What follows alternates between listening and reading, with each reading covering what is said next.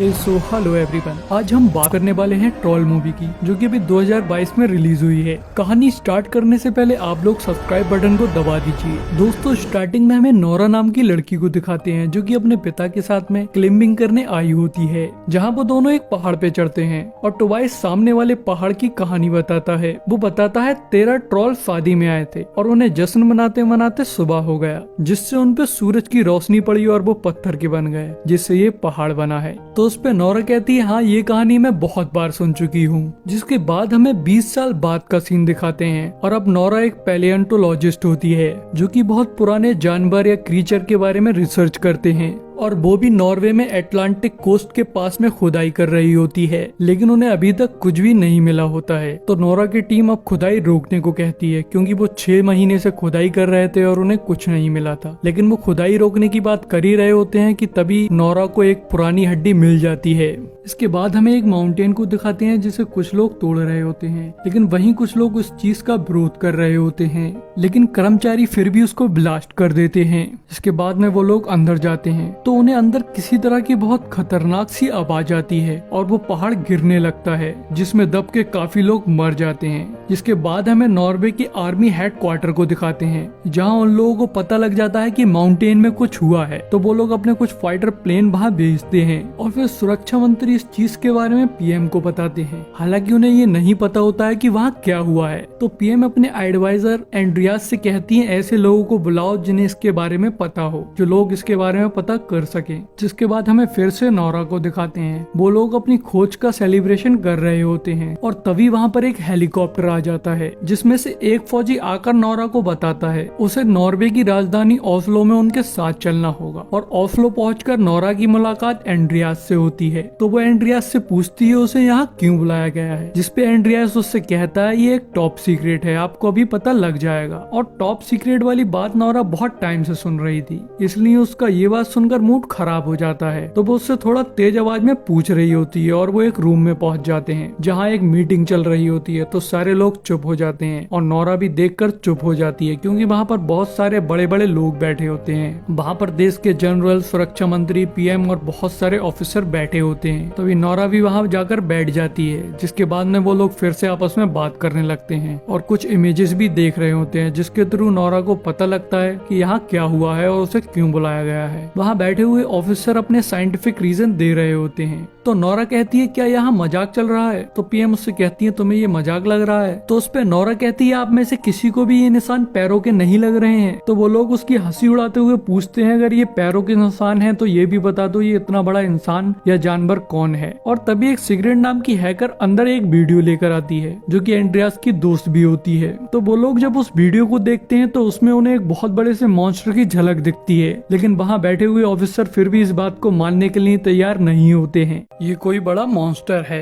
तो उस पर नोरा कहती है, यहाँ बैठ के पता नहीं लगेगा ये क्या है, हमें फील्ड में जाके चेक करना होगा, पता लगाना होगा ये क्या चीज है। तो पीएम इसके लिए परमिशन दे देती है और वो लोग एक ऐसी जगह जाते हैं जहाँ जल्दी में ही एक घटना हुई होती है। तो जब वो लोग उस जगह के पास पहुँचते हैं तो उन्हें हेलीकॉप्टर में से वहाँ एक बहुत बड़ा सा पैर का निशान दिखता है और वो जगह जिसकी होती है उसका घर टूटा हुआ होता है। तो वहाँ पर नोरा की मुलाकात वहाँ के सार्जेंट क्रिस से होती है। वो उसे वहाँ की सारी चीजें बताता है, जिसके बाद वो लोग वहाँ के ओनर से पूछताछ करते हैं। तो वो लोग बताते हैं उन्होंने कुछ नहीं देखा, क्योंकि वो बेसमेंट के अंदर जाकर छिप गए थे। लेकिन वो सिर्फ ये बताते हैं कि उन्होंने एक अजीब सी आवाज सुनी थी। उन्हें आवाज से ऐसा लग रहा था जैसे कोई बहुत दुखी हो और रोता जा रहा हो। जिसके बाद में एंड्रियास, क्रिस और नोरा उन पैरों के निशानों का पीछा करते हैं, जो कि कुछ दूर जाने के बाद में गायब हो जाते हैं, जिसे देखकर वो लोग बहुत कंफ्यूज हो जाते हैं, क्योंकि वो एक खुला मैदान होता है जहाँ से इतनी बड़ी चीज का गायब हो जाना नामुमकिन था। तो नोरा कहती है, हमें मेरे पिता से मिलने जाना होगा,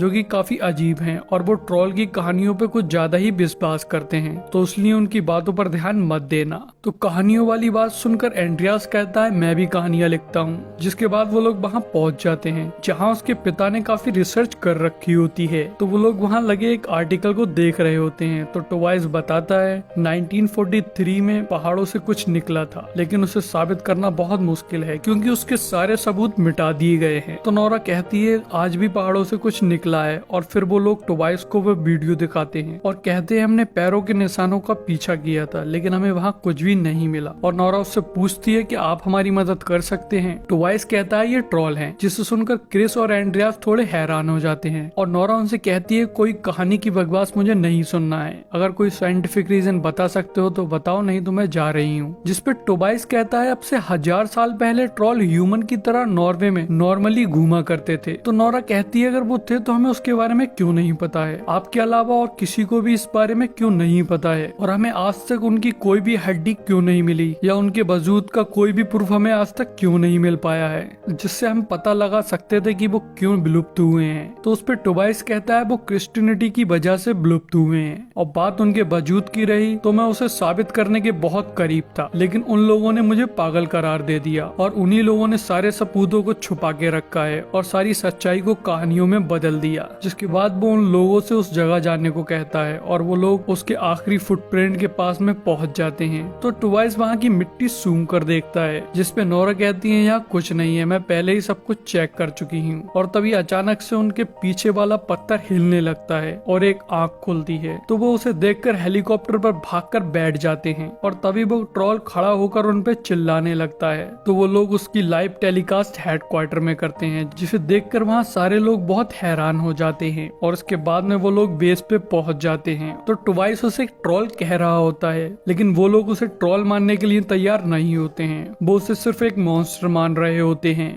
और वो लोग नोरा और टोबाइस को इस मिशन से हटा देते हैं, जिसके बाद में क्रिस को उस पे हमला करने का ऑर्डर देते हैं। तो नोरा उन लोगों के साथ जाने के लिए क्रिस को किसी तरह मना लेती है। वो उससे कहती है हम लोग सिर्फ वहां जाकर देखेंगे कि तुम क्या कर रहे हो। और वो लोग उसके मूवमेंट के हिसाब से पता लगा लेते हैं वो अब किस जगह जाने वाला है और पहले ही उस जगह जाकर उसका इंतजार करने लगते हैं और उसे मारने की तैयारी कर लेते हैं। जिसके कुछ देर बाद वो वहाँ आ जाता है और ह्यूमन स्मेल से उसे पता लग जाता है कि वो लोग वहाँ हैं। और तभी वो लोग उस पर रॉकेट लॉन्चर, टैंक और बहुत सारी गन से हमला करने लगते हैं, जिससे वो चीखने चिल्लाने लगता है। लेकिन कुछ ही सेकंड में दोबारा हील हो जाता है, मतलब उनके रॉकेट लॉन्चर टैंकर का उस पर कुछ भी असर नहीं हो रहा होता है। तो क्रिस सबको वहां से भागने का ऑर्डर देता है और वहीं छिप जाता है। तो वो उन लोगों को ढूंढ कर उन पे हमला करता है, लेकिन तभी टोबाइस उसके सामने आकर उसे रुकने को कहता है, जिससे वो रुक जाता है। और टोबाइस उससे बात करने की कोशिश करता है तो वो उसकी बात को सुनने लगता है, लेकिन तभी एक फौजी मशीन गन से ट्रॉल पे हमला कर देता है। तो वो ट्रॉल उस मशीन गन को तबाह करने के लिए घूमता है। तो उस टाइम पर टोबाइस उसके पैर से दूर जाकर गिरता है। तो नोरा उसके पास भाग कर जाती है और उससे कहती है डैड मैं आपको कुछ नहीं होने दूंगी। लेकिन टोबाइस उससे कहता है रॉयल पैलेस, राजा घर, ये कहकर मर जाता है। जिसके बाद में नोरा बहुत रोती है और बहुत दुखी होती है, लेकिन फिर भी वो अपना काम करती रहती है। वो रात भर कहानियों के थ्रू पता लगाती है। ट्रॉल को चर्च की घंटियों की आवाज से दिक्कत होती थी, तो वो लोग इस चीज को हमले में इस्तेमाल कर सकते हैं। लेकिन सुरक्षा मंत्री को ये बात बिल्कुल बेवकूफी लगती है, वो उसके लिए बिल्कुल भी तैयार नहीं होते हैं। जिसके बाद पीएम अपने एडवाइजर एंड्रियास से पूछती हैं तुम्हें क्या लगता है, जिसपे वो कहता है अब तक जो देखा है उसके हिसाब से मुझे लगता है नोरा ठीक कह रही है। और तभी जनरल सार्जेंट क्रिस से उसकी राय पूछते हैं, तो वो कहता है आज तक हमने ऐसे दुश्मन का सामना नहीं किया है, उस पे किसी भी हाईटेक वेपन का असर नहीं हो रहा है। तो सर अगर दुश्मन अजीब है तो हमें लड़ने का तरीका भी अजीब ही आजमाना चाहिए। जिसके बाद में पीएम इसके लिए राजी हो जाती हैं और उन लोगों को पता लगता है कि वो ट्रॉल एक पार्क की तरफ जा रहा है। तो वो लोग वहाँ के लिए निकल जाते हैं। इधर ट्रॉल पार्क में पहुँच जाता है, जहाँ लोग उसे देखकर डरने लगते हैं और वहाँ पर भगदड़ मच जाती है। और तभी वहाँ पर वो लोग हेलीकॉप्टर में घंटी बांधकर आ जाते हैं, जिसकी आवाज से ट्रॉल को बहुत दिक्कत होती है। तभी वो नीचे से एक दुकान उठाकर एक हेलीकॉप्टर पर मारकर उसको तबाह कर देता है और एक दूसरे हेलीकॉप्टर को पकड़कर तीसरे हेलीकॉप्टर पर मारता है, जिससे वो तीसरा हेलीकॉप्टर नीचे गिरने लगता है जहाँ एक लड़की खड़ी होती है। वो बिल्कुल उस लड़की पर गिरने वाला होता है, लेकिन तभी वो ट्रॉल उस हेलीकॉप्टर को पकड़ लेता है और उस लड़की को बचा लेता है। तो ये देखकर वो लोग थोड़े हैरान भी हो जाते हैं। और आखिरी बचे हुए हेलीकॉप्टर में नोरा और क्रिस होते हैं। तो वो लोग वहाँ से वापस हेडक्वार्टर लौट जाते हैं और उन लोगों का प्लान बुरी तरह से फेल हो गया होता है। इस वजह से वो लोग नोरा को वापस भेज देते हैं और उन्हें पता लगता है ट्रॉल ऑफ्लो की तरफ आ रहा है। तो इसलिए वो लोग उस पर न्यूक्लियर पावर से हमला करने की सोचते हैं, जिसे सुनकर एंड्रियास को गुस्सा आ जाता जाता है और वो अपनी जॉब छोड़कर चला जाता है। जिसके बाद पीएम शहर को खाली करने का ऐलान कर देती है, जिसके बाद सारे लोग शहर को छोड़ के जाने लगते हैं। इधर एंड्रियास और नोरा साथ में शहर को छोड़कर जा रहे होते हैं, तो नोरा अपने पिता की डायरी को देख रही होती है जिसमें सिंडिंग वर्ड लिखा होता है। तो एंड्रियास उसे पढ़कर कहता है, सिंडिंग से तो मुझे रिकार्ड सिंडिंग याद आ गया, जो कि रॉयल पैलेस का चीफ ऑफिसर है, जिससे मैं एक बार मिल चुका हूँ। तो नोरा को याद आता है उसके पिता ने मरते टाइम रॉयल पैलेस, किंग और घर कहा था,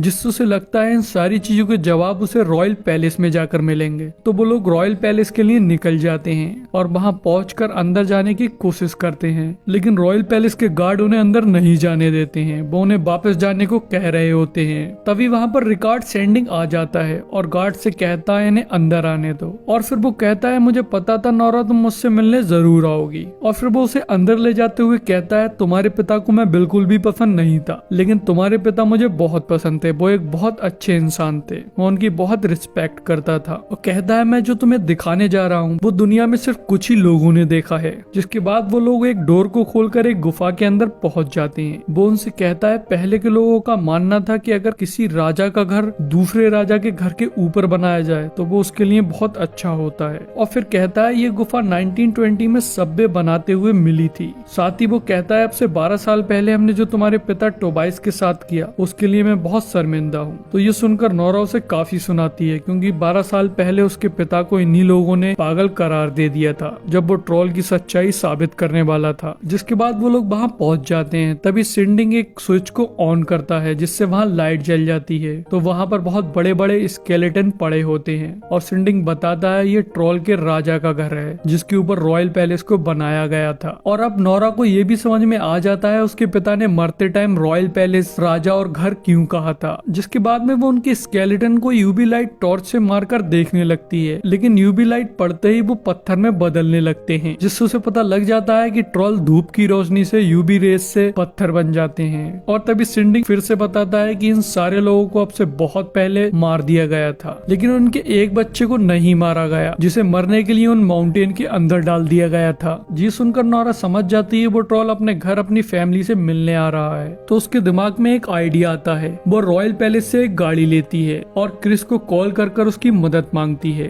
वो लोग पास के स्टेडियम में मिलने का डिसाइड करते हैं, जहाँ क्रिस कुछ सामान लेकर आने वाला होता है। और इधर नोरा रॉयल पैलेस के गार्ड की मदद से एक ट्रोल की खोपड़ी को अपनी कार पर रख लेती है। इधर आर्मी जनरल और सुरक्षा मंत्री ओस्लो पर मिसाइल गिराने जा रहे होते हैं, जिसके लिए फाइटर जेट उड़ जाता है। तो एंड्रियास के पास में सिगरेट की कॉल आती है। वो उसे सारी बात बताती है, जिसपे एंड्रियास उससे कहता है तुम जेट के सिस्टम को हैक कर लो जिससे हमें टाइम मिल सके। तो सिगरेट उसके सिस्टम को हैक करने में लग जाती है। और इधर क्रिस के कहने पर उसकी पूरी टीम गवर्नमेंट के ऑर्डर को ना मानकर उसकी मदद करने के लिए आ जाती है। वो लोग स्टेडियम में बहुत सारी बड़ी बड़ी यूवी लाइट लेकर आए होते हैं और उसे वहाँ पर सेट करने लगते हैं। तभी हमें नोरा को दिखाते हैं। नोरा ट्रोल की खोपड़ी लेकर ट्रोल के सामने पहुंच जाती है। इधर सिगरेट जेट के सिस्टम को हैक कर लेती है, जिससे उन्हें टाइम मिल जाता है। तभी नोरा उस खोपड़ी की वजह से ट्रोल को स्टेडियम की तरफ ले जाने लग और ट्रोल उसको पकड़ने की कोशिश करता है, लेकिन वो पकड़ने में कामयाब नहीं हो पाता है। तभी हमें फिर से क्रिस को दिखाते हैं। वो अपने सोल्जर्स को एक मोटिवेशनल स्पीच देता है, जिससे उनका डर हिम्मत में बदल जाता है।